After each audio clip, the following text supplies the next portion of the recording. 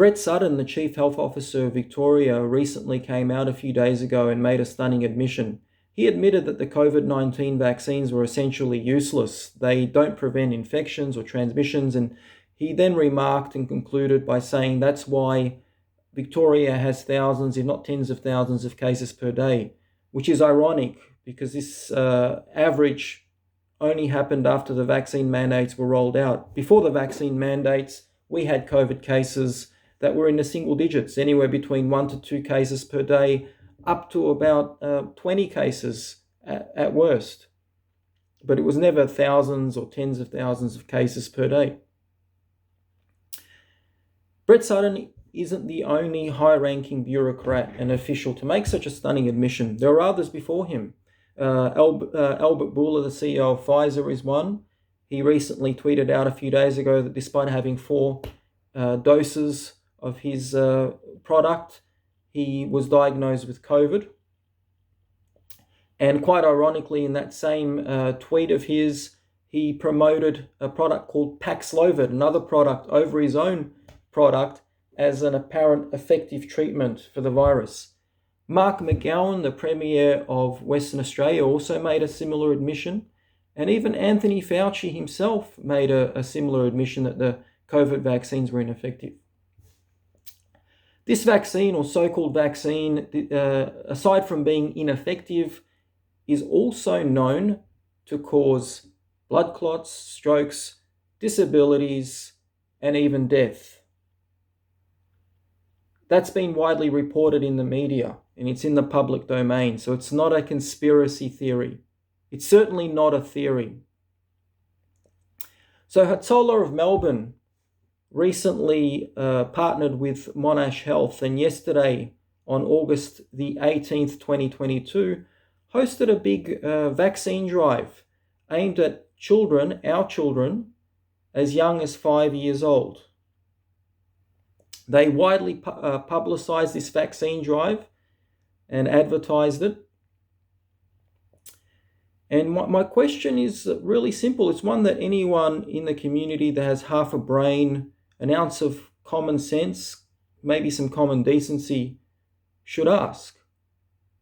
Why is Hatzola doing this? Why are they promoting an ineffective and unsafe vaccine? Doesn't prevent infections, doesn't prevent transmissions, causes blood clots, strokes, disabilities, myocarditis, heart attacks, and death. And that's been widely reported in the media, the mainstream media. Why are they pushing this onto children as young as 5 years old?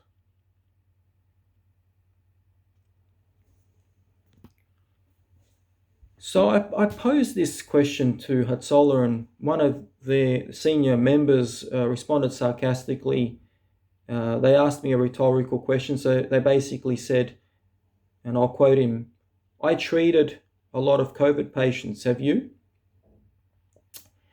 And I'm not denying in response to that COVID is a serious illness. It is a serious illness, but how do you make that leap?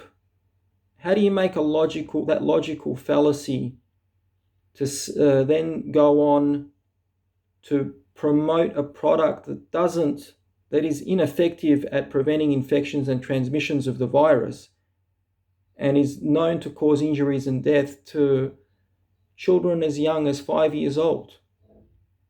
That's just a logical fallacy.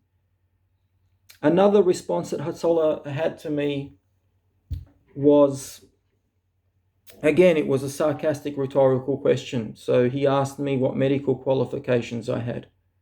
So my response to that is very simple. What medical qualifications does Brett Sutton have, the Chief Health Officer of Victoria? His qualifications aren't good enough for you when he admitted that this vaccine is ineffective? And do I really need at least 10 years of medical training? And do I need to graduate from a top medical school to know that giving an ineffective vaccine or so-called vaccine that is dangerous, causes blood clots, strokes and death, children as young as 5 years old, is a bad idea? Do I really need to go to medical school and have years of medical training to figure that out? Really?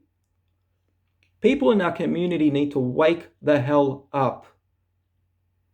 People in our community appear to be asleep. Wake up from your deep slumber. What will it take for you to wake up? God forbid, will it take for one of your children or grandchildren to get myocarditis or a blood clot for you to wake up and then get off your rear ends and finally speak up? Is that what it will take, really?